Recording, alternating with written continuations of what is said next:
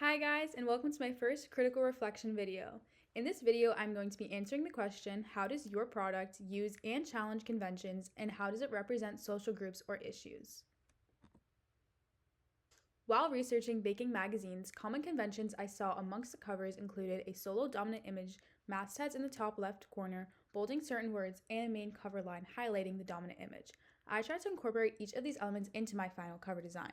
As you can see, I exemplified the convention of only using a singular dominant image since the only picture featured on my cover is of my berry tart. To accompany this image, I included a main cover line that correlates to the image titled It's Berry Season, followed by a description and location of the recipe featured. I wanted to feature my masthead in the top left-hand corner because I felt that was most popular amongst baking magazines.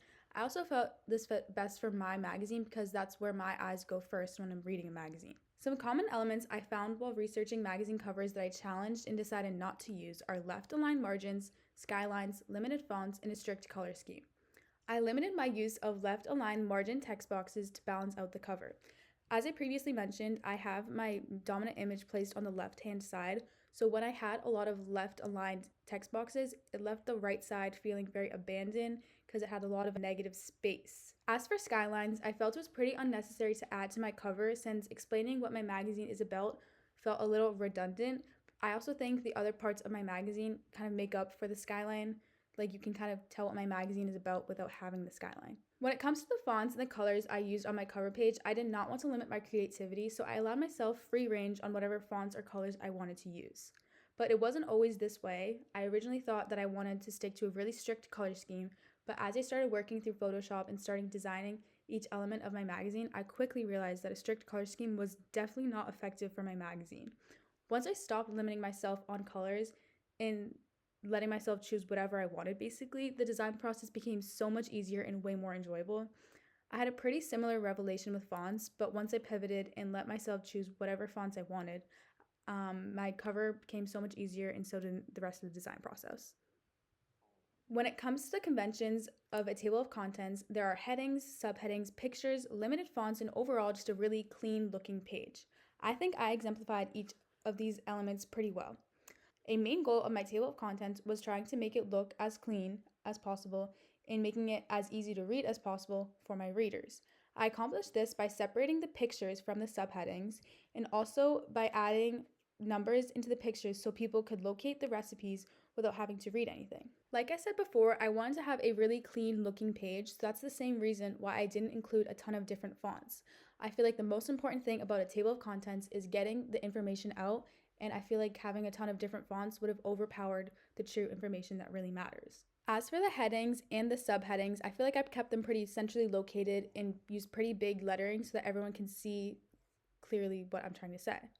A common convention of a table of contents that I challenged was having really limited pictures. I think some people are afraid of having a ton of different pictures because they don't want it to overpower what truly matters, which is the information and what pages everything is on. But since I was already thinking in the back of my head that I wanted my page to look as clean as possible, I think I was kind of being really wary of what pictures to use and how to use them. I think it looks really clean and really well put together since everything's the same size and equally spaced. I did this by using the frames feature on Adobe InDesign, and I would definitely recommend it to someone who is trying to do something similar to this. Common elements of a two-page spread that I integrated into my design are dominant images, headings, subheadings, and callouts. When I was creating my two-page spread, I knew I wanted to have only a singular image that took up majority of the left-hand side.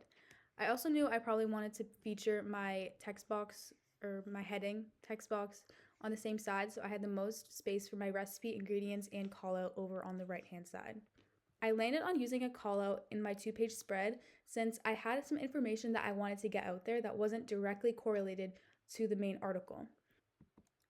Now jumping into the second portion of the question, I represented social groups in my cover and table of contents. On my cover, I advertise a healthy section of my magazine where I share healthy recipes that are also cost effective. And in my table of contents, I navigate my readers to a page with recipes that don't break the bank. I chose to include this specific social issue because inflation and rising prices in grocery stores have affected almost everyone in this past year. Most recently, the price of eggs has gone up, which is why I wanted to advertise other inexpensive ways to get protein. Thank you so much for watching. If you're interested in more videos like this, be sure to watch my other critical reflection videos. Bye!